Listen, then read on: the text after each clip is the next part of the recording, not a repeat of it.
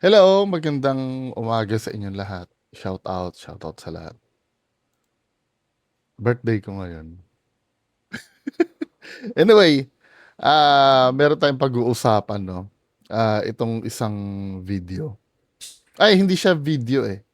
Mamaya video pala. Ito mo lang post, no? Nakikita mo yung mentality ni Sir Alex Pabella.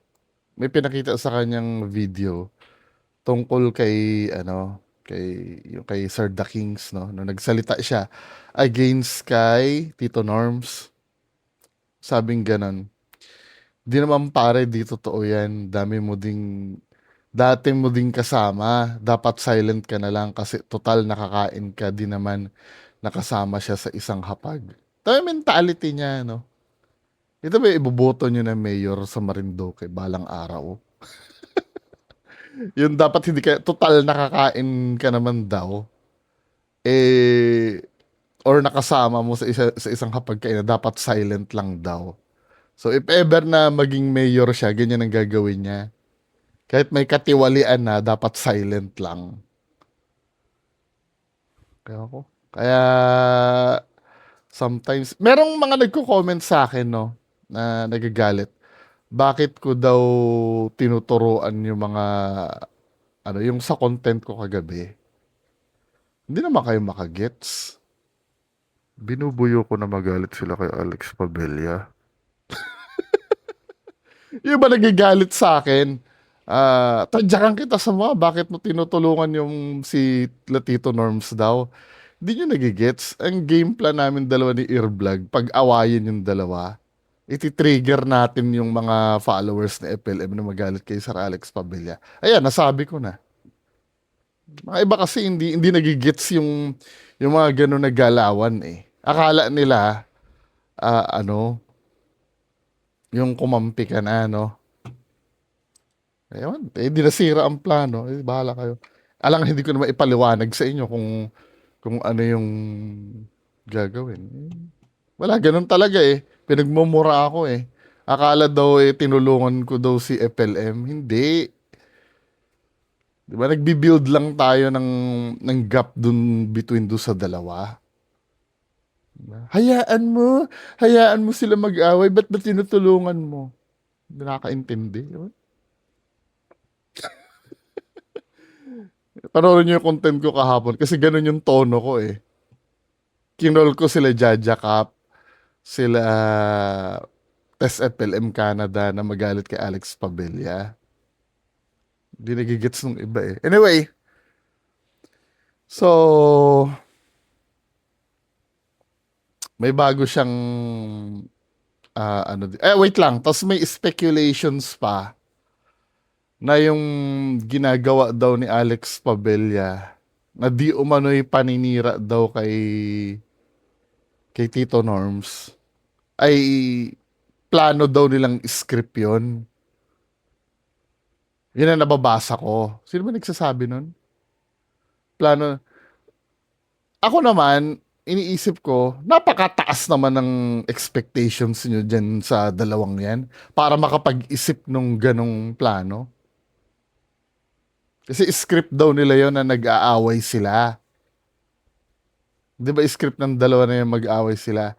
Granting, no, dapat sa public, i-call out ni Alex Pabella yun eh. Kung halimbawa, script nila yon na, ano, na mag-away, na magsiraan, kung script man nila. Dapat sa public nila ginagawa yun, hindi sa private, yung may kakausapin sa private, tapos dun lang sasabihin. Tapos pagbalik sa public, okay na? I don't think so. 'Di ba? Masyado naman kayo nag-expect ng katalinuhan dito sa mga to. Na ganun yung plano nila. Anyway, ah so meron siyang nilabas na video kanina. As of this recording, no? Kanina kahapon pala. So, ito, kasama niya na naman yung kanya mga secretary. Dito mo halatang halata kang affected doon sa nangyayari.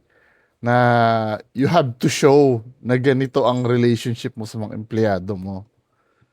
Di ba, men?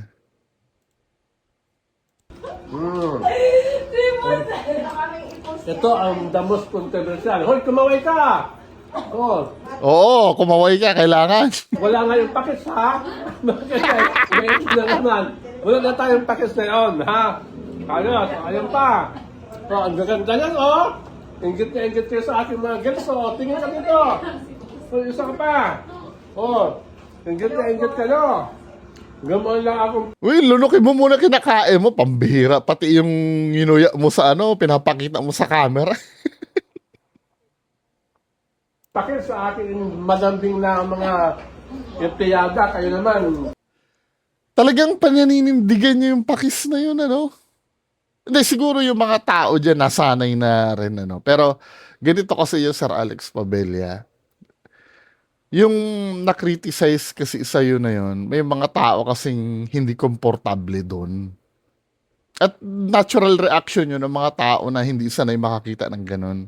Now, pinipress mo palalo. Ewan, kung talaga namang normal sa kanila yung ganun, Pero kahit na anong gawin mo, ano pa rin yun? Pag nag-complain ito si ate, siguro hindi nga mag-o, empleyado mo at kilala ka na. Pero kung halimbawa magko-complain ito, pasok ka sa banga, 'di ba? Pero dahil siguro respetado ka ring amo. big deal na. Talagay pa niyo sa YouTube, oh. Ang babait niyan. Akala ko ba hindi apektado? Mm. Big deal na daw. Anyway, meron siya dito isang video na re-reactan ko No? Kasi fresh from pagkaka-content sa kanya ni Sir MG. Ito. Panoorin natin. Morning. Good morning sa inyo. Na Lunes ng umaga na napakasigla. Oo. At napakasaya. Isang magandang umaga sa inyo. Napakasaya. The way mo i-islam yung ballpen mo, stressed ka Di ba, men? The way niyang i-ganon yung ballpen niya. Wala naiisip ko yon. Ngayon, kung wala namang meaning yon, kasi yung mga mannerisms kasi na yan, ito yung mga bagay na hindi niya naman ginagawa before, na bigla natin nakikita. So, para sa akin, may meaning yon. Tignan mo. Good morning sa inyo. Na Lunes ng umaga na napakasigla. Oo. At napakasaya. Napakasaya, tagag. Dati hindi niya ginagawa yan Kahit ba naman isang buwan ko palang nasusubaybayan to si Sir Alex Pabella, ang alam ko mannerism niyan, yung turo ng turo yan. Magandang umaga sa inyo. Ganun ang ganun yan. Hindi, never yan magpipick up tapos i-islam niya sa lamesa. Good morning. Good morning sa inyo. Na Lunes ng umaga na napakasigla. Oo. At napakasaya. Isang magandang umaga sa inyo, aking mga taghanga. Oo. Sa aking mga viewers.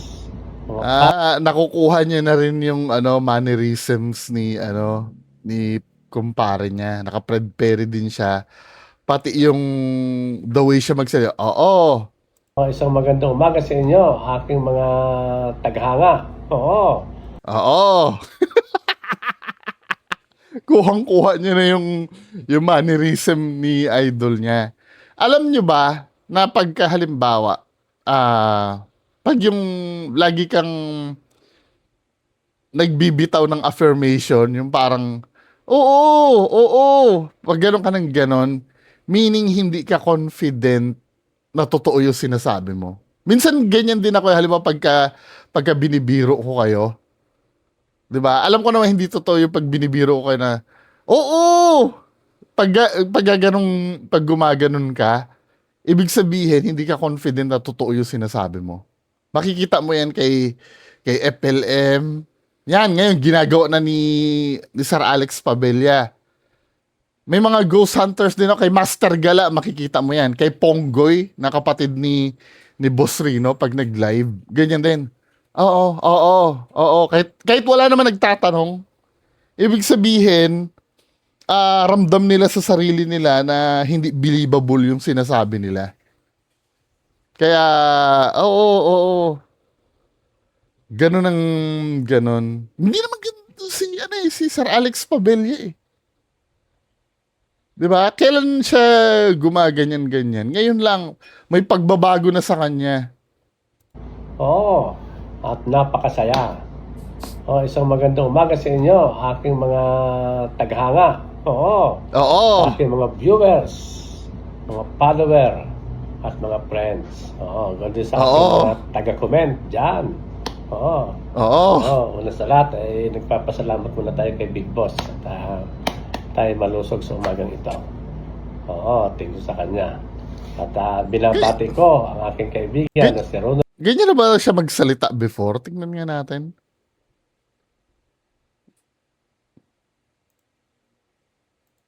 Ayaw lang ninyong matanggap ang katotohanan. Kaya kay galit na galit. Kaya kay nanggagalaiti maigi sa akin. Kasi may kasabihan nga tayo, ang katotohanan ay masakit sa puso at isipan. Parang double. Wala, hindi siya nag-oo dati eh. Ngayon, oo.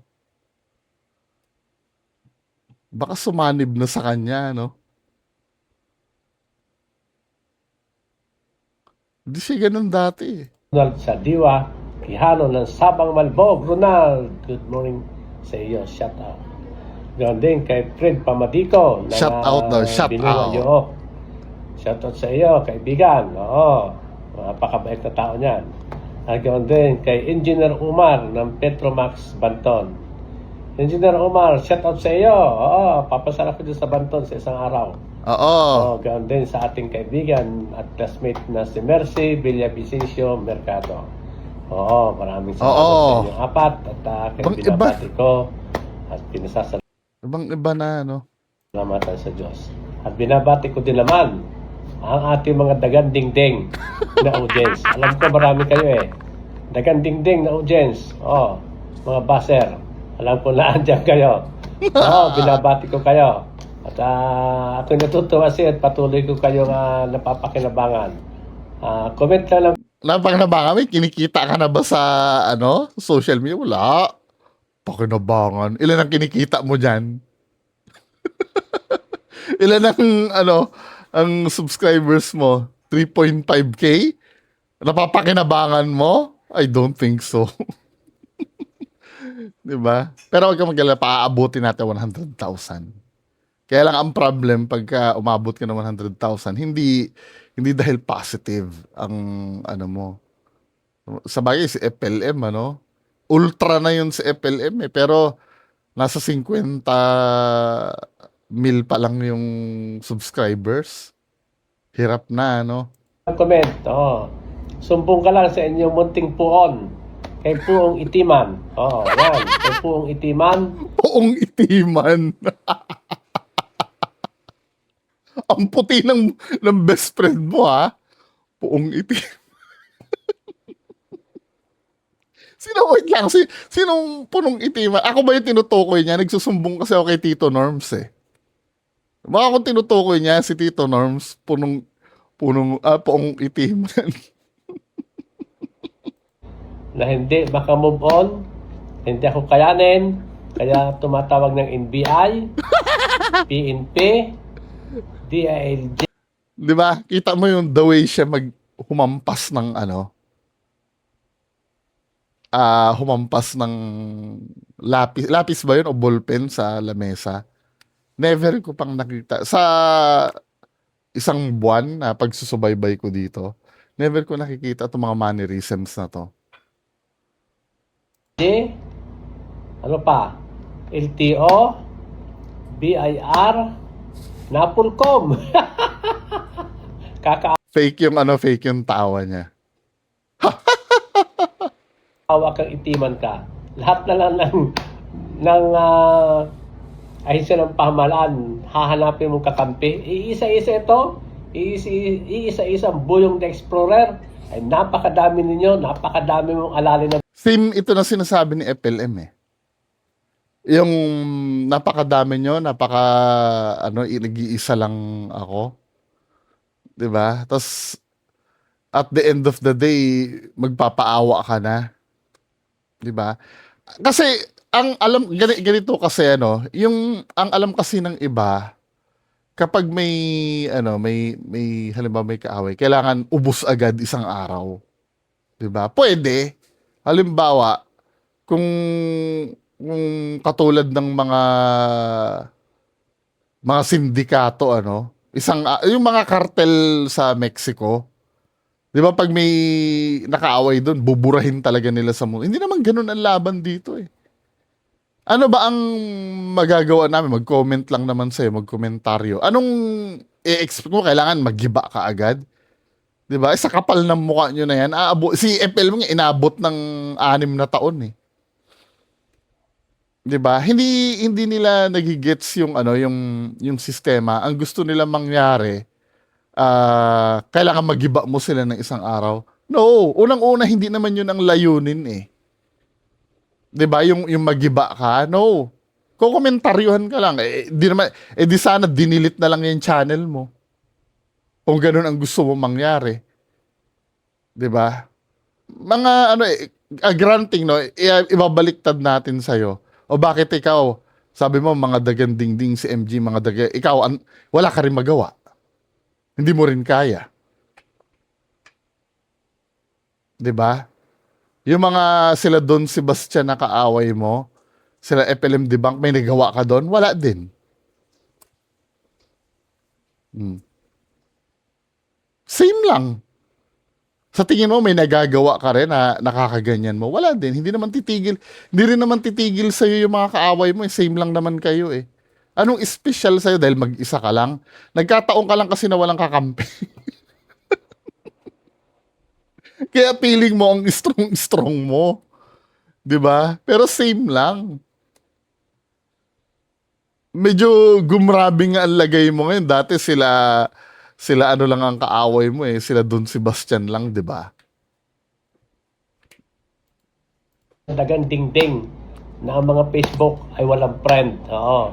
Alam ko yan. Ganyan din ang inyong style. Nagkukuyog kayo.